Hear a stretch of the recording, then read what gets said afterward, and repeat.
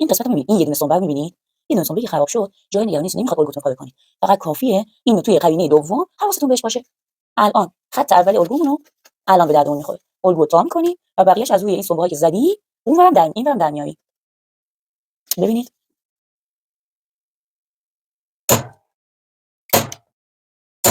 اینا چون که مشخصه نیاز نیست که دو تا بذاریم توی سنبه‌های قبلی یکی اینور. اینا چون مشخصه خیلی راحت درش میاری.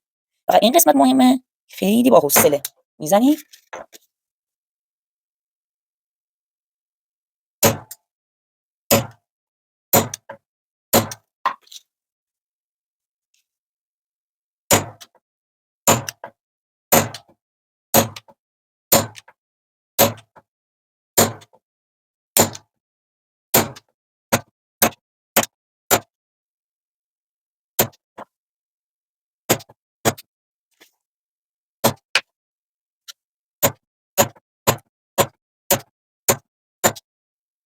الان در ما سنبه ببینید به همین آسونی و راحتی یکم تمرین کنی میتونید همینقدر قشنگ الگوتون رو در بیارید و خودتون صاف بشه.